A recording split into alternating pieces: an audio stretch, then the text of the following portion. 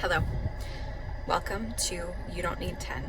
If you've been here before, welcome back. If you're new, welcome. Maybe at some point you get the opportunity to go to the youdon'tneed10.com website and learn a little bit more about us.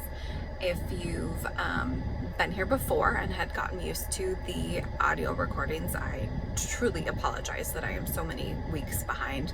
These podcasts are incredibly difficult. They're way more difficult than even writing the blog post.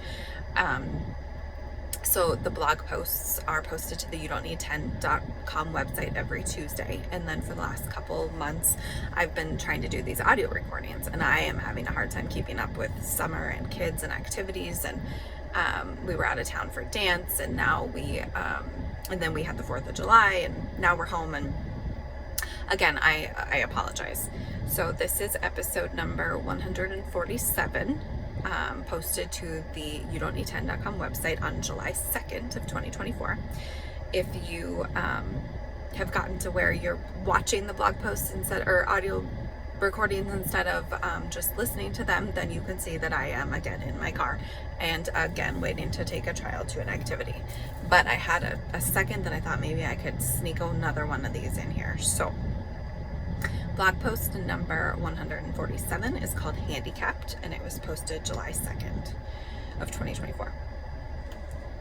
Mom, am I handicapped? Paisley asked me. I said, who said that to you? This week is going to kind of piggyback on last week and the things that people say. As you read this exchange or listen to this exchange between Paisley and myself, if you've read last week, you can see why I responded the way I did and why I usually respond that way. She asked me, Mom, am I handicapped? And I said, who said that to you? No one. Then I said, where did you get that from? Mom, am I? Paisley, why would you even think that? Mom, technically, am I labeled handicapped? I think you probably are, but we all know you're not. I didn't know where she was getting this idea from. Honestly, I thought someone had probably said that to her because that's typically where she gets those ideas from. I still don't know why she asked me that. I don't know if she had been hearing anything and got the idea, or if somewhere along the line she had found out about any of the liability posts or conversations with attorneys, or if maybe just the experience in general and getting denied access to so many different rides at an establishment would make her think about herself and her labels. She never did have an explanation as to why she asked me that. If you've read last week or read any of the things people have said to us over the years, you would see why that is my go-to response, though. We have had so many people say so many things that it's my first thought and the trigger that I immediately hop on. I know she does a lot of thinking and reflecting and watching videos about things. Watching a video on Instagram or somewhere is where she got the idea for herself that she had anxiety. We all already knew, but she figured it out herself by watching something. So even though I always think the worst in people, it isn't necessarily always about the things that people say. According to the Oxford Dictionary, handicapped, by definition, is having a condition that makes it difficult for you to do some things that most other people can do. The term handicapped is not usually considered offensive. Handicap, a permanent physical or mental condition that makes it difficult or impossible to use a particular part of your body or mind. A synonym is disability. Despite her handicap, Jane is able to hold down a full-time job. According to Google, someone who is handicapped has a physical or mental disability that prevents them from living a totally normal life. Many people who have a disability find this word offensive. What is the difference between a handicap and a disability? As traditionally used, impairment refers to a problem with structure or organ of the body. Disability is a functional limitation with regard to a particular activity, and handicap refers to a disadvantage in filling a role in life relative to a peer group.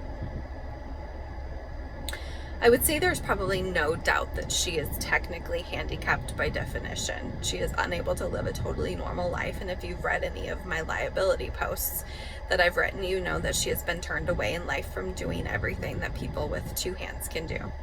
After we were at Universal Studios, we made a mental note that if we ever take the kids whitewater rafting, like we've talked about doing for years, we better call ahead and make sure they don't have any rules or regulations. I now have an immediate response to making sure we never experience that again, and she never has to feel that way again if I can help it. Last week we went to an adventure park on vacation, and Paisley went off with her friends to ride rides, and as I saw them approaching the Alpine slide ride, I chose to stand and watch and make sure she got on without any issues. At that point, we had already ridden it with the little kids and were headed to mini golf, and I stopped and waited until she was safe. I wanted to be near in case there were any issues. There were none. She was fine. More often than not, that is our experience, that she's able to do all the things. Just people make comments along the way, but I wanted to be sure she was fine. I may never know what she was thinking about a couple months ago when she asked me about the handicap label, and I don't really know how she felt about it. She never led on in any direction what she was thinking or feeling, but something made her stop and think about her label. I wonder if now, as she approaches a ride, if she goes to the same thoughts as me, will she be able to get on? She's not handicapped and can do anything she wants to, and should be allowed the same opportunities as everyone else. So again, that was blog post number 147 from the youdon'tneed10.com website. Thank you for listening.